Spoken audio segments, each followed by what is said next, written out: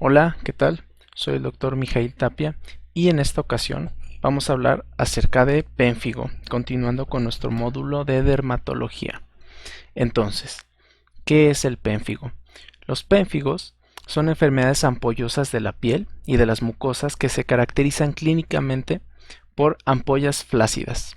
¿Qué es esto? Es esto que vemos precisamente aquí en esta imagen, en el brazo, y de hecho uno de sus nombres más antiguos, o un nombre que se le dio en la antigua Grecia, fue el de fuego salvaje, porque precisamente si ustedes vieran este brazo, en otro contexto podrían decir que se trató de una quemadura de hecho de segundo grado, y esto podría confundirse, aunque no necesariamente, con una flictena, que es esta lesión que se ve en las quemaduras de segundo grado. Entonces, en cuanto a la histología, vamos a tener que se caracteriza por un despegamiento intraepidérmico por acantólisis. La acantólisis es esta ruptura de esas uniones. Y este término particular no hay que confundirlo con lo que es la acantocitosis.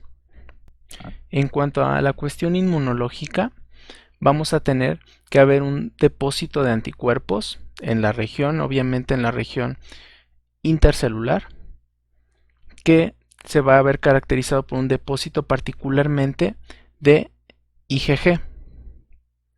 Y además, obviamente, vamos a encontrar estos cuerpos circulantes. ¿Contra qué van a estar dirigidos estos anticuerpos y que va a ser una cosa muy particular esta enfermedad? Contra los desmosomas, particularmente contra la desmogleína. Y entonces son estas proteínas que se van a dar y que se van a encontrar en las uniones intercelulares. En cuanto a la mortalidad, podemos encontrar o podemos decir que una mortalidad hasta el 10%, siendo más grave y más común el pénfigo vulgar. Y con esto nos pasamos a lo que es la clasificación. Entonces, vamos a tener dos formas muy características de la enfermedad. Entonces vamos a tener lo que es el pénfigo vulgar, que va a ser una forma localizada y se denomina de hecho también pénfigo vegetante. Esta localización, valga la redundancia, va a ser mayor en pliegues y en el cuero cabelludo. También puede ser producida o inducida por fármacos. ¿Qué fármacos son estos? Penicillamina y captopril. La otra variedad más importante es el pénfigo foliáceo. Su forma localizada se denomina pénfigo eritematoso y se encuentra primordialmente en áreas seborreicas, es decir, en la cara, en la espalda. Y tenemos la forma endémica, que es el Fogo-Selvagem. Este Fogo-Selvagem o Selvagem, su traducción literal es el fuego salvaje del que les hablé, que era el término en la antigua Grecia. Y también puede ser inducido por fármacos que son exactamente los mismos que en la variedad del pénfigo vulgar. Por último, vamos a tener el pénfigo paraneoplásico, es decir, que se va a dar en el contexto de algunos cánceres. ¿Qué cánceres van a ser estos? El linfoma y el timoma. Hablando de la etiopatogenia, vamos a ver que la alteración fundamental, como les mencioné, es la acantólisis por unión de IgG a desmosomas. Y el mecanismo subyacente, es decir, la causa de que se da este ataque a cosas y a células del propio cuerpo, no está bien dilucidado. Obviamente siempre hay teorías fisiopatogénicas, que si hay alguna infección previa, que si se toma algún fármaco, pero no está bien dilucidado, por lo cual no suele ser motivo de pregunta de examen. Lo que siempre suele preguntarse es cuál es la diana inmunológica de este ataque. En cuanto al pénfigo vulgar, es la desmogleína tipo 3. Esta localización de la desmogleína tipo 3 es suprabasal. Y aquí podemos verlo en esta imagen. Esta imagen es excelente para hablar de la etiopatogenia. Y aquí podemos ver cuál es su localización, y esto también está correlacionado en por qué en la forma clínica uno tiene ampollas y el otro no. Entonces, hablando del pénfigo foliáceo, tiene el ataque hacia la desmogleína tipo 1 y esta localización es subcórnea. Y aquí podemos ver cómo se ve esta ampolla.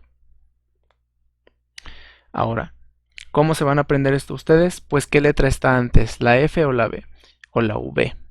La F está antes y entonces el 1 es menor que el 3. De esta forma ustedes se pueden aprender cómo es la presentación en pénfigo vulgar y en pénfigo foliáceo. En pemphigo foliáceo vamos a tener el número 1 y en pemphigo vulgar el número 3. Hablando del cuadro clínico y que quizás es lo más importante y muchas veces lo más característico de esta enfermedad. Vamos a hablar primero de el pemphigo vulgar, que es la forma más frecuente y grave.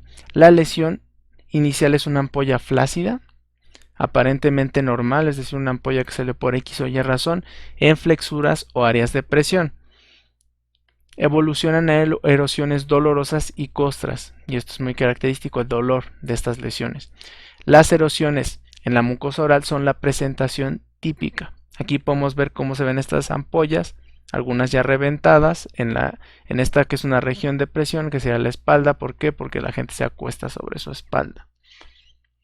Y también podemos ver esta localización particularmente y esta presentación que es muy típica, que es la lesión oral. Esto es típico del pemphigo vulgar, no se va a ver en el pemphigo foliáceo. Y el Nikolsky es positivo. ¿A qué me refiero con eso? A que las capas superiores de la epidermis se van a desplazar lateralmente con una ligera presión o con los roces de la piel. Entonces, vamos a pasar al pemphigo foliáceo.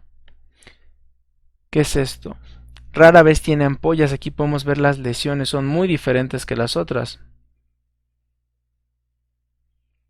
La localización también va a ser muy diferente y de hecho ya mencioné una parte de esto.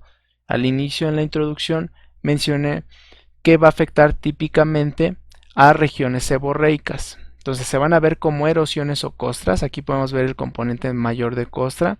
Acá podemos ver el componente mayor de erosión. Acá de costra. Va a afectar típicamente todo el tegumento y la afectación mucosa es excepcional. Entonces no vamos a encontrar esta lesión como en el pemphigo vulgar en la boca o en cualquier otro tipo de mucosas, aunque lo más común es que la lesión se vea en la mucosa oral. En cuanto al diagnóstico, se requiere hacer una biopsia de piel y correlacionarlo con la clínica que ya vimos, tanto de pemphigo vulgar como de pemphigo foliáceo. Entonces, en cuanto a la histología, en el pemphigo vulgar vamos a encontrar una ampolla intraepidérmica de localización suprabasal. Esto es lo definitorio del pemphigo vulgar. Entonces, esa localización va a ser suprabasal, o es decir, va a estar más abajo que en el pemphigo foliáceo.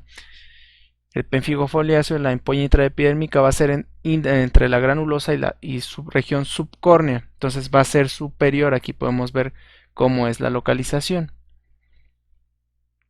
Entonces, importante, subcórnea y suprabasal. Eso también siempre se pregunta.